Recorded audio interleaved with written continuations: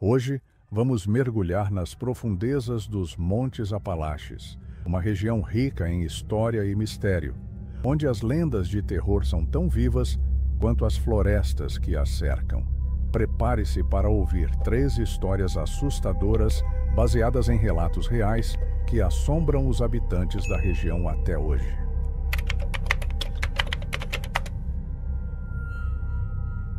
Nas profundezas das montanhas do norte dos Apalaches, onde as árvores crescem densas e as noites são envoltas em mistério, há uma história que tem sido sussurrada ao redor de fogueiras por gerações. É a história de Mãe Tábita, conhecida pelos locais como a Dama dos Ossos, uma figura cujo nome ainda provoca arrepios.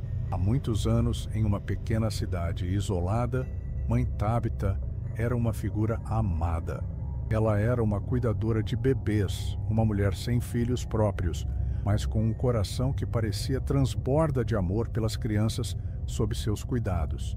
Era convidada para todas as mesas de jantar. Sua presença um conforto para as famílias trabalhadoras das montanhas.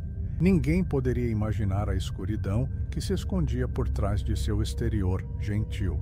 Os primeiros sinais de algo errado eram sutis, quase imperceptíveis. A cidade sempre teve sua cota de mortalidade infantil, uma dura realidade daqueles tempos.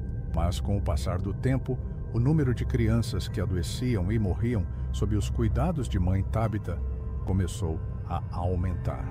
No entanto, tão grande era a confiança da comunidade nela que essas mortes eram atribuídas ao destino ou a doenças, nunca à própria mulher. Foi um menino, talvez de 8 ou 9 anos, quem primeiro viu algo que mudaria tudo. Certa noite, enquanto o sol se punha, lançando longas sombras pela terra, ele espiou pela janela da cabana de Mãe Tábita. O que viu congelou seu sangue. Lá, na luz tremeluzente de uma fogueira, estava Mãe Tábita, mas ela não estava sozinha. Ela dançava, seus movimentos graciosos e sinistros, com uma figura que tinha a cabeça de um caribu. As crianças, sob seus cuidados, estavam sentadas ao seu redor, seus olhos vidrados, como se estivessem sob algum feitiço, observando-a com uma mistura de admiração e terror.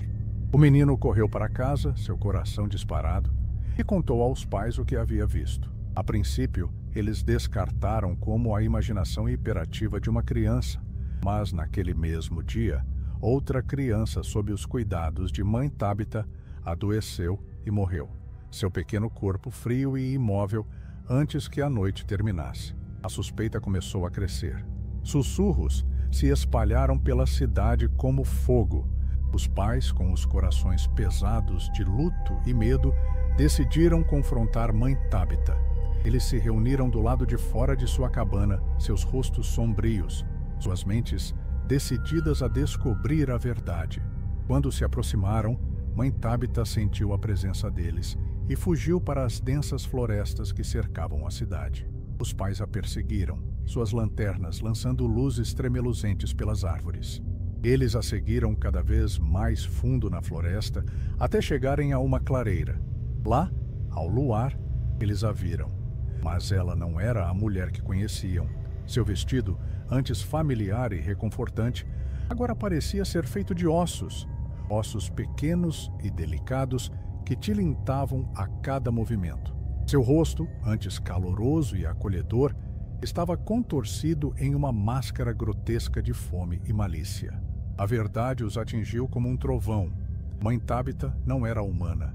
Ela era uma criatura de pesadelo, um ser que se alimentava da inocência das crianças. Ela as atraía com sua bondade, apenas para consumir seus corpos após a morte, seus ossos se tornando parte de sua vestimenta macabra. Com um grito de raiva e horror, os pais avançaram, mas Mãe Tábita desapareceu nas sombras, seu riso ecoando pelas árvores. Dizem que ela foi encontrar seu namorado trocador, um ser tão monstruoso quanto ela, e nunca mais foi vista. Após o desaparecimento de Mãe Tábita, a cidade nunca mais foi a mesma. A comunidade, antes tão unida, tornou-se desconfiada, cada um se perguntando se havia mais criaturas como ela entre eles. Os pais mantinham seus filhos por perto, não permitindo mais que brincassem livremente nas florestas ou nas ruas. O padre local realizou serviços especiais, orando por proteção contra os males que ainda poderiam estar presentes. Ele falava da Dama dos Ossos como um demônio, um teste de sua fé, e instava os moradores a permanecerem vigilantes. Mas o medo não parou por aí. Ocorrências estranhas começaram a atormentar a cidade. O gado desaparecia, seus restos encontrados com os ossos limpos. Sombras pareciam se mover no canto dos olhos, desaparecendo quando alguém se virava para olhar. E nas noites sem lua, o som do riso de uma mulher podia ser ouvido das profundezas da floresta, um som que arrepiava todos que o ouviam. Um jovem, determinado a provar sua coragem, aventurou-se na floresta uma noite, seguindo o riso. Ele voltou horas depois, pálido e abalado, recusando-se a falar sobre o que havia visto. A partir daquele dia, ele nunca mais foi o mesmo, seus olhos assombrados por algo invisível. A lenda da Dama dos Ossos cresceu, espalhando-se para cidades vizinhas, tornando-se parte do folclore dos Apalaches. Viajantes ouviam a história e a compartilhavam com outros, cada recontagem adicionando os seus próprios enfeites, até que a história se tornasse maior que a vida. No entanto, para aqueles que viviam na cidade, era tudo muito real.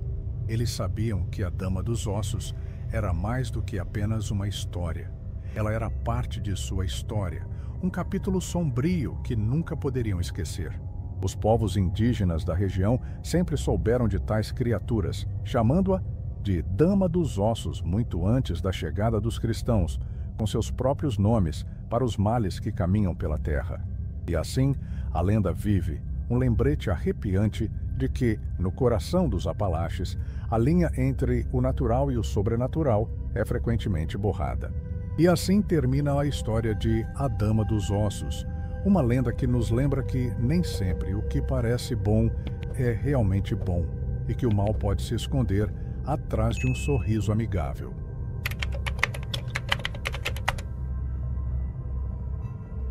Nas antigas florestas dos Montes Apalaches, onde as árvores sussurram segredos do passado e o vento carrega os ecos de contos esquecidos, existe uma lenda que aterrorizou o povo Cherokee por séculos. É a história de Spearfinger, uma criatura de pesadelo, uma bruxa com um coração tão frio quanto pedra. Spearfinger, ou Utlunta, como é conhecida na língua Cherokee, significando aquela com a lança pontiaguda. Não era um ser comum. Seu dedo indicador direito não era como o de um humano, era uma arma mortal, afiada como uma lança, ou uma faca de obsidiana, usada para perfurar a carne de suas vítimas. Sua boca frequentemente estava manchada com o sangue dos fígados que devorava, um banquete grotesco que sustentava sua existência sombria. Sua pele era como pedra, dura e inflexível, tornando-a imune às flechas e lanças daqueles que tentavam feri-la. Apenas na palma de sua mão direita, onde seu coração estava escondido, ela era vulnerável. Esse segredo era conhecido por poucos, e foi esse conhecimento que acabou levando à sua queda. Spearfinger vagava pelas montanhas, particularmente favorecendo os caminhos ao longo da montanha Chilhowee até o rio Little Tennessee e as passagens do rio Nantahala. Seu refúgio favorito era a montanha Whiteside, um lugar de trovões e mistério, onde seus passos soavam como o rugido de tempestades distantes e sua voz ecoava pelos vales, assustando os pássaros de seus poleiros. Ela tinha uma canção, uma melodia arrepiante que cantava com seu companheiro, um corvo, enquanto dançavam nas nuvens. Uvelanatsiku, Susassai, fígado, eu o como, Susassai. Era uma canção que incutia medo nos corações de todos que a ouviam, um prenúncio da morte. Mas Spearfinger era astuta. Ela podia mudar de forma, assumindo a aparência de uma avó amada ou uma tia favorita, atraindo crianças com sua falsa bondade. Uma vez que ganhava sua confiança, ela atacava, seu dedo em forma de lança, perfurando seus corações ou pescoços, extraindo seus fígados sem deixar marcas. As crianças adoeciam e morriam dias depois, suas mortes atribuídas a doenças, nunca ao monstro que caminhava entre eles. Spearfinger não era sempre vista como um monstro. Em sua forma de uma velha, ela visitava as aldeias Cherokee, oferecendo ajuda e conselhos. Era conhecida por seu conhecimento de ervas e cura, e muitos a procuravam por remédios. Mas havia algo inquietante nela. Seus olhos, embora gentis, pareciam conter uma profundidade não natural, e seu sorriso, embora caloroso, nunca alcançava aqueles olhos. As crianças, em particular, desconfiavam dela. Sussurravam entre si, dizendo que ela cheirava a terra e pedra, e que seu toque era frio, como o rio no inverno. Um dia, uma jovem chamada Ayiana adoeceu. Seus pais, desesperados, recorreram a Spearfinger por ajuda. A velha veio à sua casa, sua cesta cheia de ervas e poções. Ela cuidou de Ayiana, cantando suavemente enquanto trabalhava. Mas à medida que a noite avançava, a condição de Ayiana piorava. Seus pais, exaustos, adormeceram, apenas para serem despertados por um grito. Correram para o lado de sua filha, mas era tarde demais. Ayiana se fora, seu corpo frio, uma pequena ferida perfurante em seu peito, sendo o único sinal do que havia acontecido. Os pais sabiam então que Spearfinger não era o que parecia. Eles compartilharam suas suspeitas com o conselho, e foi decidido que uma ação deveria ser tomada, mas Spearfinger era astuta. Ela sabia que seu segredo estava em risco e começou a atacar com mais frequência, sua fome crescendo a cada morte. O povo Cherokee vivia com medo de Spearfinger, suas crianças advertidas a nunca se afastarem muito de casa, especialmente quando os fogos de outono queimavam, pois era então que ela estava mais ativa, atraída pela fumaça que sinalizava a colheita de castanhas. Mas os Cherokee não estavam sem sabedoria e coragem. Um conselho foi realizado com representantes das cidades de Tomotley, Tenassi, Setico e Chota, para planejar como livrar sua terra desse terror. Um homem medicina, um Adawehis, os aconselhou sobre como prender a bruxa. Eles cavaram um poço profundo e largo, coberto com galhos e folhas, e acenderam uma fogueira para atraí-la com a fumaça. Quando Spearfinger se aproximou, sua forma de pedra movendo-se silenciosamente pela floresta, os caçadores esperavam. Quando ela caiu no poço, eles atacaram, mas suas flechas ricochetearam em sua pele de pedra, quebrando-se ao impacto. Parecia que tudo estava perdido, até que um pequeno pássaro, o titmouse, o tsugi, falou. "Mirem no peito dela", disse sua voz pequena, mas clara. Repetiu, o que os caçadores confundiram com Unahu, significando coração, mas foi o Chikadi Tzikilili que pousou na mão direita de Spearfinger, revelando sua fraqueza. Com um golpe rápido e preciso, os caçadores cortaram sua mão no pulso, onde seu coração estava escondido, e assim acabou a maldição de Spearfinger. A partir daquele dia, o titmouse foi visto como um mentiroso, sua língua cortada por suas palavras enganosas, enquanto o Chikadi foi reverenciado como o contador da verdade, um sinal de boa sorte para os caçadores que retornavam para casa. Mesmo após sua morte, a memória de Spearfinger permaneceu. Os Cherokee contavam sua história para seus filhos, advertindo-os sobre os perigos de confiar em estranhos e dos monstros que caminham entre eles. E em noites de tempestade, quando o trovão ecoa pelas montanhas, alguns dizem que ainda se pode ouvir sua canção, carregada pelo vento. Uelanatsiko, Susasai, fígado, eu o como, Susasai. Com a derrota de Spearfinger, os Cherokee provaram que, mesmo contra as forças mais escuras, a união e a sabedoria podem prevalecer. Esta lenda não só nos entreteve, mas também nos ensinou sobre a importância de conhecer nossos inimigos e de nunca subestimar o poder da comunidade.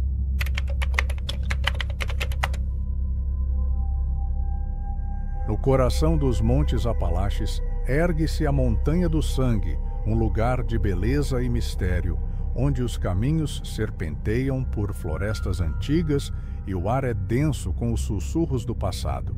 É aqui que a lenda da mulher que chora ecoa através dos tempos, uma história de amor, perda e tristeza eterna. A Montanha do Sangue tem uma história que precede a lenda da mulher que chora.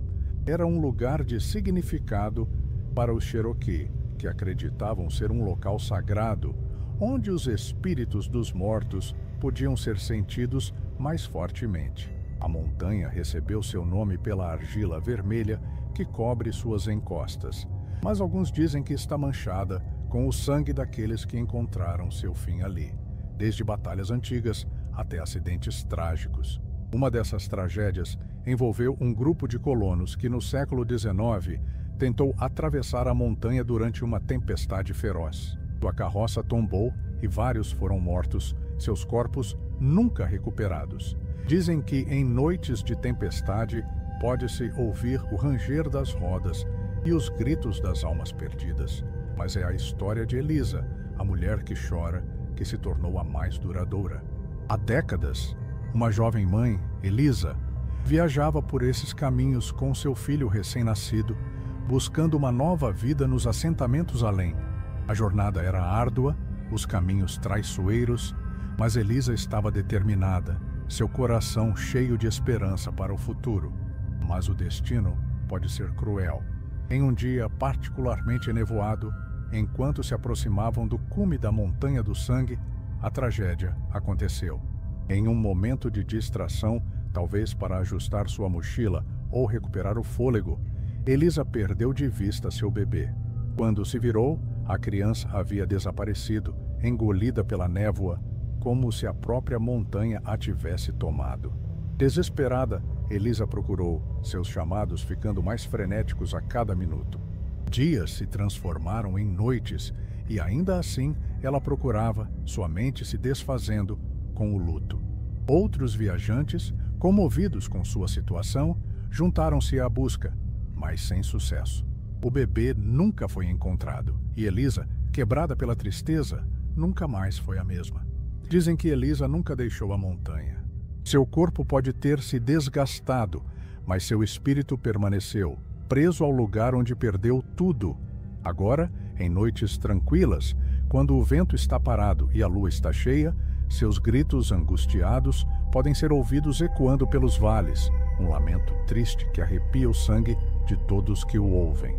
Caminhantes e locais falam de ver sua figura fantasmagórica, uma mulher em roupas esfarrapadas, seu rosto marcado pela angústia, vagando pelos caminhos, para sempre procurando seu filho perdido. Alguns dizem que, se você ouvir com atenção, pode ouvi-la sussurrando o nome de seu bebê, um nome perdido no tempo, levado pelos ventos da montanha. Há um ponto específico no caminho perto de uma grande rocha, onde sua presença é mais forte. Muitos relataram sentir um ponto frio ali, ou ver uma figura pelo canto do olho. Um caminhante, Sara, compartilhou sua experiência. Eu estava caminhando sozinha e, ao me aproximar daquela rocha, senti como se não estivesse sozinha. Então ouvi uma voz de mulher soluçando. Era tão real, me virei esperando ver alguém, mas não havia ninguém lá. Saí dali o mais rápido que pude. Outra história vem de um guarda florestal que, enquanto patrulhava à noite, ouviu os gritos. Era diferente de tudo que já ouvi. Não era apenas triste, era desesperador como o fim de toda a esperança. Trabalho aqui há anos e nunca me senti tão inquieto. Caminhantes experientes sabem evitar permanecer na Montanha do Sangue após o anoitecer, pois o ar fica pesado com sua presença e os caminhos parecem se contorcer, desviando os incautos. É um lugar onde o véu entre os vivos e os mortos é fino. E a mulher que chora é um lembrete de que algumas tristezas são grandes demais para serem superadas. Apesar dessas histórias, a Montanha do Sangue permanece um destino popular para caminhantes e amantes da natureza. Mas aqueles que conhecem suas lendas pisam com cuidado, especialmente após o anoitecer, respeitando a tristeza que paira no ar. Para Eliza, A mulher que chora, sua busca continua, uma vigília eterna pelo filho que perdeu, um lembrete de que alguns laços transcendem até mesmo a morte. A história da mulher que chora da montanha do sangue é mais do que uma lenda de fantasma. É um lembrete da fragilidade da vida e da força do amor maternal. Enquanto sua busca continua, nós, os vivos, devemos apreciar os momentos que temos com nossos entes queridos, pois a perda pode vir em um instante e, às vezes, deixa uma marca que o tempo não pode apagar. Se você gostou dessas histórias de terror dos Montes Apalaches, não esqueça de curtir, compartilhar e se inscrever no canal para mais vídeos assustadores. Ative o sino de notificações para não perder nenhuma novidade. E se você tem uma história de terror para compartilhar, deixe nos comentários abaixo. Até a próxima!